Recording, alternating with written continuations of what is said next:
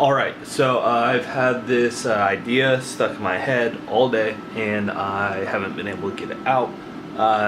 And so I thought I would make a video to try to send it out into the universe and get it out of my head so I can stop thinking about it. It's just weird, and it's about parallel universes and stuff. It's all nonsense, but it's the idea of it is stuck in my head, and I just gotta talk about it to vocalize it. It's probably gonna sound way more stupid and nonsensical, just disjointed and everything out loud than it already does in my head. So here we go.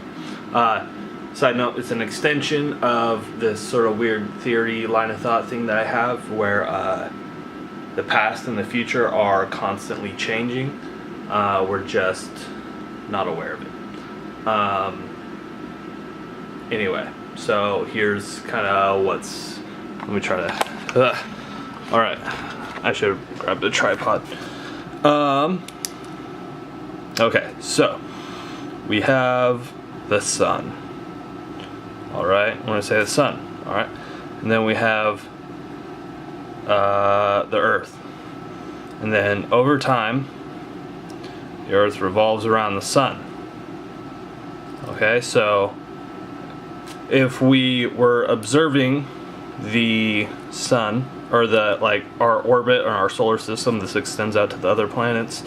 If we were observing it more or less fourth dimensionally, or from where time wasn't a factor, over the entirety of time, it would look like a disk.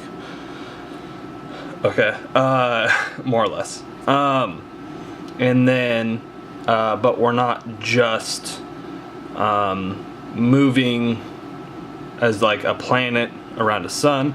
The entire solar system is moving in a direction, right? So the entire solar system moving through space, observed through the entire duration that it moves, would end up looking like kind of like a cylinder, right? More or less. This is just a model. It's not perfect. All right, so that's the universe or the solar system throughout the entirety of time, moving through space. All right, and observed from observing it fourth dimensionally, it would just be a giant single object.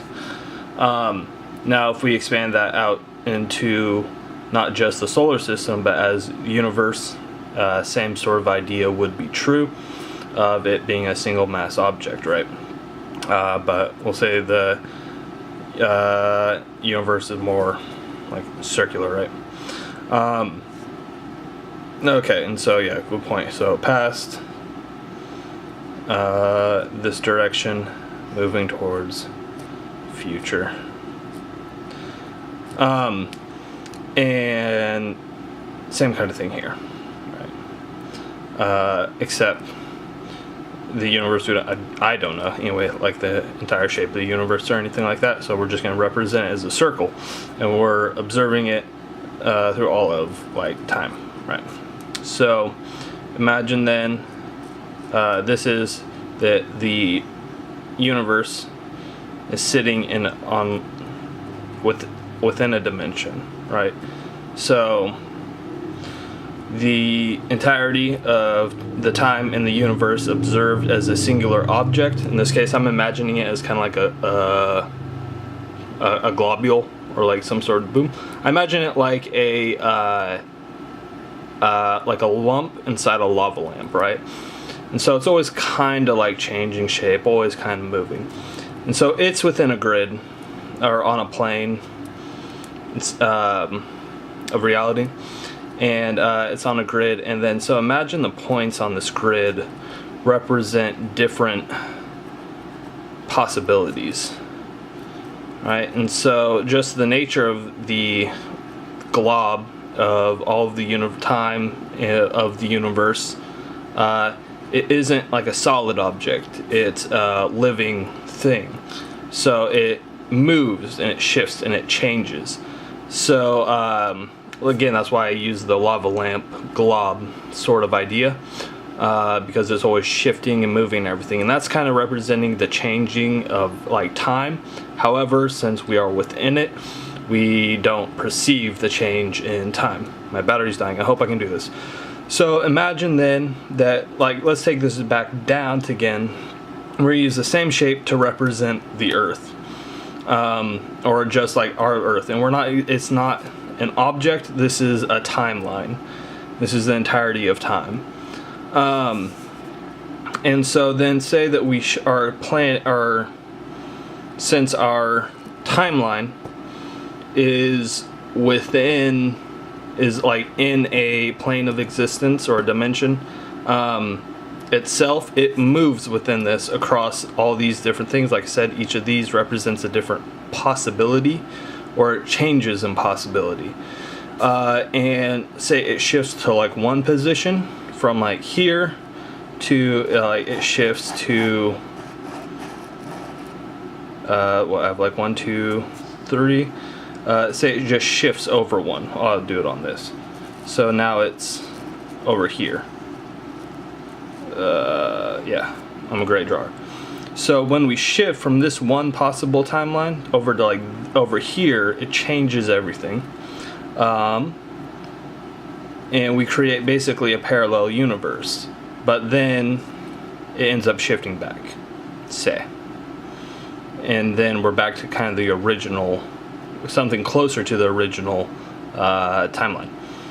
Bring us back to that. But it's a constant, imagine that it's just vibrating and it goes kind of back and forth, back and forth, back and forth. Creating like temporary fleeting like parallel universes, but it's really all just one universe that is experiencing change. And then I've got like a further thing to imagine like this is actually kind of like orbiting around something itself, and that this, yeah, anyway, I'm not even gonna start like moving into that, but basically that's the idea. A parallel universe isn't actually a parallel separate universe, it's our universe that has shifted to a different set of possibilities for a moment and then reverted back to something similar to like with the current one. However, it's always changing, so we're never actually experiencing the same universe. We're experiencing just a more proximal thing. And like I said, the glob, think of it as always shifting and moving. The past and the future is always shifting and changing, but usually it's never enough of a difference to like have any significant difference, right? Just slight changes, things that are immune to the butterfly effect.